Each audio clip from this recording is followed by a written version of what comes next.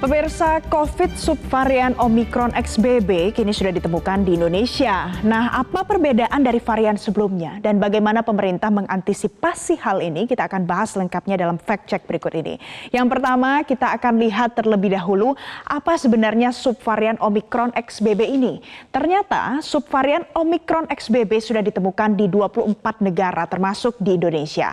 Pertama kali ini bukanlah ditemukan di Singapura karena informasi yang beredar saat ini merupakan varian COVID dari Singapura, ternyata tidak. Pertama kali malah muncul di India pada bulan Agustus 2022. Dan juga yang menjadi catatan penting adalah ternyata varian Omicron XBB muncul di negara-negara dengan tingkat vaksinasi yang dikategorikan cukup tinggi. Selanjutnya kita lihat lagi apa yang membedakan subvarian Omicron XBB dengan subvarian Omicron sebelumnya dan juga varian COVID lainnya. Ternyata XBB atau BA2.10 ini merupakan evolusi ataupun mutasi dari strain subvarian BA2 Omicron, pemirsa.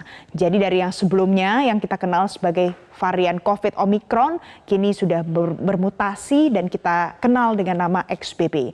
Ini juga mengalami penularan yang lebih cepat, tapi fatalitasnya tidak separah dengan Omicron, atau tingkat kematiannya tidak separah varian COVID Omicron.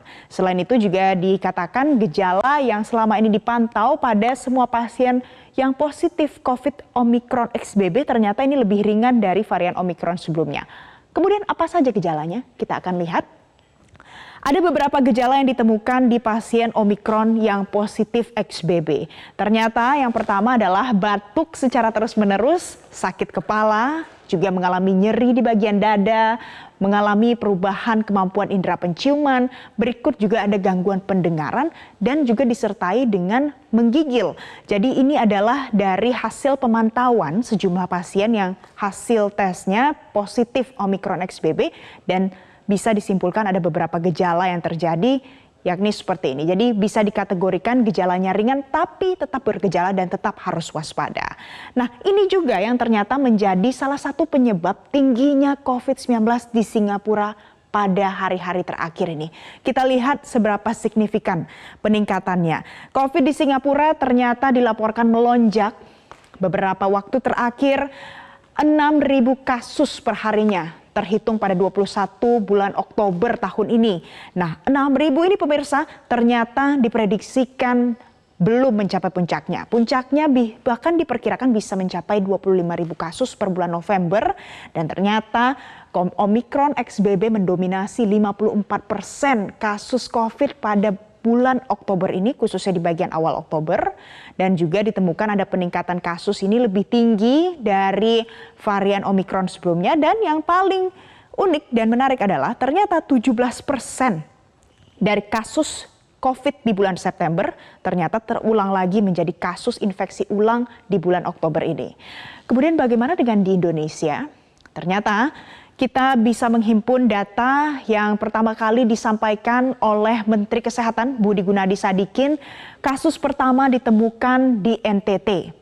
Kemudian per 22 Oktober juga ada pernyataan yang disampaikan oleh Jubir Menkes Muhammad Syahril yang juga menyatakan ternyata ada satu kasus lagi di Jawa Timur, di Surabaya lebih tepatnya.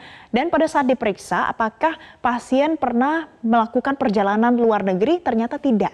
Jadi ini merupakan salah satu kasus transmisi lokal. Nah, bagaimana dengan langkah yang sudah disiapkan oleh pemerintah terkait hal ini? Kita lihat apa saja antisipasi yang sudah disiapkan oleh pemerintah. Jadi ada beberapa yang sudah disiapkan. Yang pertama, pemerintah meningkatkan kewaspadaan untuk kedatangan WNI dan juga WNA dari luar negeri.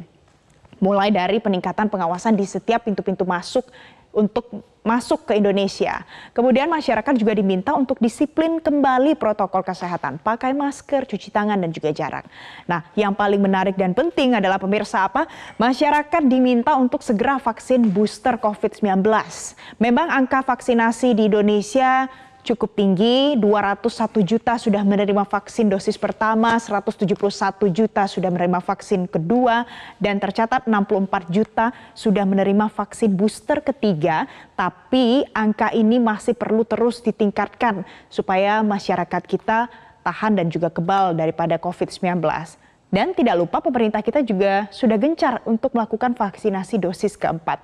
Dan yang terakhir adalah yang harus diwaspadai, tidak dilupakan adalah kita akan menuju ke pertukaran tahun. Pemerintah meminta supaya kita lebih waspada dan hati-hati.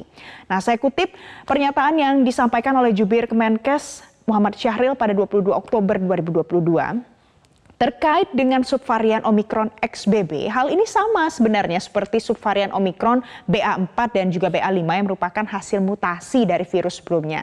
Jadi segera lakukan booster bagi yang belum untuk mengurangi kesakitan dan kematian akibat COVID-19. Jadi pemirsa, dari semua antisipasi dan juga langkah-langkah yang sudah disiapkan oleh pemerintah, masyarakat juga ternyata diminta untuk berpartisipasi aktif. Segera vaksin booster jika memang belum mendapatkan. COVID memang sudah lebih mereda, namun ternyata kita tetap harus waspada.